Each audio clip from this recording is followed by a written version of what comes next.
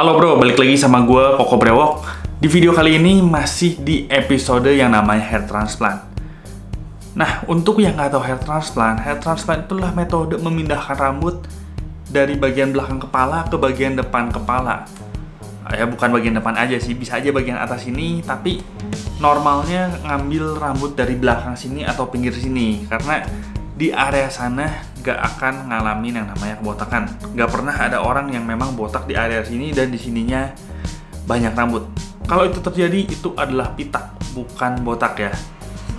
Nah, hair transplant sendiri sebenarnya awalnya ada dari Jepang. Jadi hair transplant sendiri buat yang nggak tahu, awalnya di Jepang di tahun 1939. Nah, tapi orang ngelakuin hair transplant itu sebenarnya nggak terlalu banyak. Pertama masalahnya karena memang biaya. Jadi biayalah yang udah pasti jadi masalah banget.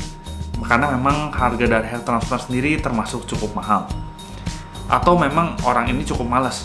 Karena lu bisa milih sebenarnya, lu mau ngelakuin hair transplant, lu mau ngelakuin treatment menggunakan obat-obat misalnya kayak minoxidil dan lain-lain. Atau lu mau misalnya, ya udahlah, gue ikhlasin rambut gue. Karena banyak kan yang bilang, wah kenapa misalnya kalau hair transplant misalnya memang works, kenapa orang-orang kaya, mungkin pemain-pemain bola nggak ngelakuin itu? Atau kenapa misalnya kalau memang minoxidil works, orang-orang nggak ngelakuin itu? Karena ada orang yang udah nggak mau, udah pede aja, dan ya mereka udah bisa berdamai dengan kondisi itu. Contohnya, gue baru baca kemarin postingannya dari si Panji. Kalau misalnya Jeff Bezos, dia udah berdamai dengan kondisi itu, tapi Elon Musk dia mau ngelakuin hair transplant, rambutnya sekarang bagus lagi. Nah, sebelum ngelakuin hair transplant, lu harus pertimbangkan 5 hal ini supaya nggak boncos, karena takutnya lu udah nyiapin budget dan bakal over budget karena ada 5 hal ini. Yang pertama adalah lokasi. Jadi lu tentuin lu ngelakuin hair transplant di mana. Anggap aja di Indonesia, misalnya lu mau ngelakuin di Jakarta, di Surabaya, atau di Bandung, pasti itu harganya beda. Semakin besar kotanya, misalnya Jakarta, udah pasti biaya ngelakuin hair transplantnya makin mahal daripada di kota-kota lainnya. Yang kedua yang harus lu perhatiin adalah metode dari hair transplant. Untuk lu yang nggak tahu, ada 2 metode, yaitu adalah FUE dan FUT. Jadi metodenya di mana rambut lu yang pertama dicukur dan dia akan dipindahin ke depan. Itu memang tetap dibius, tapi gue rasa sih nggak akan terlalu sakit dan nggak akan terlalu mengerikan. Sedangkan metode yang zaman dulu pernah terkenal, itu dia di belakang kepala sini, itu dia di kayak agak disayat lah, nanti dijahit lagi lah, udah pasti dijahit lagi. Cuman metodenya agak ngeri, itu yang kedua. Nah, karena metode yang lu cuman dicukur dan ditanam lagi, itu lebih nggak ngeri lah, bisa dibilang lebih safe. Orang juga lebih banyak pakai karena memang takut juga. Pasti ada biaya yang harus lu bayar untuk metode yang bisa dibilang lebih enak lah. Itu pasti ada biayanya, jadi biaya itu juga harus dipertimbangkan. Jangan sampai lu nyiapin untuk metode yang lebih murah, tapi lu mau pakai metode yang lebih mahal, karena uangnya nggak akan cukup. Yang ketiga adalah pengalaman dari dokter itu sendiri. Jadi misalnya kalau lu ke satu rumah sakit, pasti akan ada, anggaplah ke rumah sakit A gitu, di sana ada 5 dokter kulit, pasti ada 1 atau 2 yang memang dia terkenal banget. Antrian dokter 2 ini atau 1 ini, dia penuh, dan yang lainnya ya biasa-biasa aja. Pasti yang penuh ini, yang jago dan terkenal ini, itu pasti punya tarif yang lebih mahal. Itu udah pasti. Gue sendiri pernah ngerasain, ketika mau ke dokter A, penuh terus. Gue udah pernah ke dokter A, misalnya habis 500.000, dan ketika ke dokter B, habisnya misalnya 350.000. Jadi itu memang ada perbedaan dari pengalaman dokternya juga. Yang keempat adalah berapa banyak rambut yang ditanam. Gue sendiri sebenarnya kurang ngerti, karena memang gue nggak ngelakuin hair transplant ya, karena memang nggak ada duitnya. Nah, buat hair transplant sendiri, biasanya dihitung itu berdasarkan helai. Dari yang gue baca, untuk satu helai itu sekitar 50 ribuan. Range 50 ribu kurang lebih, ada yang bilang 30 ribu, ada yang bilang 75 ribu, ada yang bilang 50 ribu, anggap aja range 50 ribu. Untuk 1 cm persegi, 1 kali 1 cm, itu harganya biasanya 60 helai. 60 helai kali 50.000 udah 3 juta. Itu cuma untuk satu doang. Jadi misalnya kalau lu ada botak koin di sini, botak koin biasa anggaplah ukurannya 4 cm lah ya.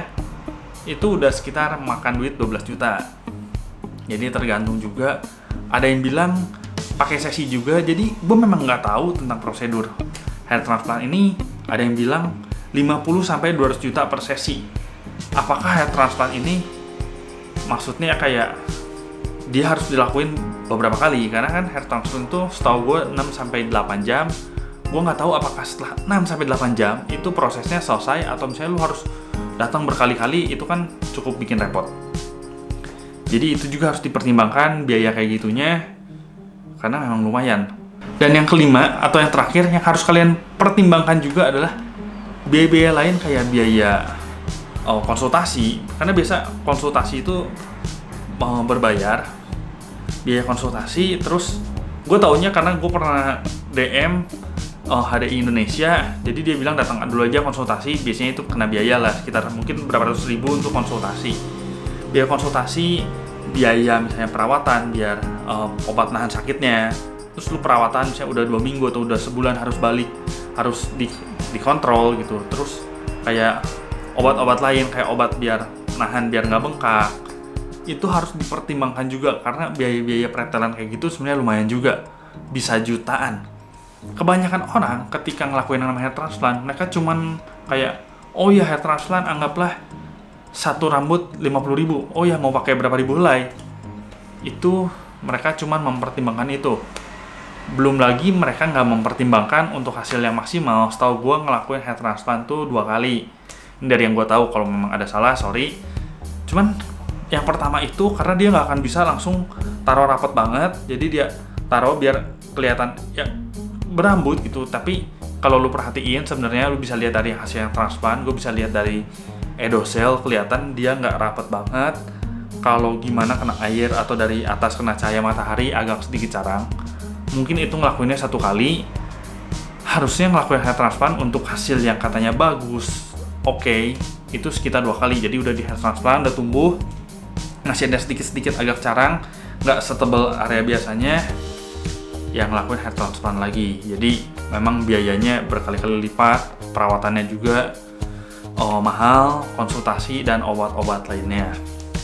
Jadi apakah hair transplant worth it? Worth it banget untuk lu yang memang punya uang berlebih. Gue selalu bilang bahwa ini worth it untuk lu yang punya uang berlebih, dan nggak masalah karena biasanya area yang diambil itu kan area belakang sini, banyak yang diakali dengan cara potongan rambut undercut yang ininya habis cuma tinggal sisa atas ke belakang atau ke pinggir. Jadi hasilnya pasti bagus, tapi ya biayanya juga mahal gitu dan butuh banyak biaya perawatan juga. Jadi bukan lu cuma ngelakuin hair transplant, tanam beres, nggak ada biaya-biaya lain, udah nggak usah diapa-apain, nggak juga, karena memang ada biaya-biaya selanjutnya.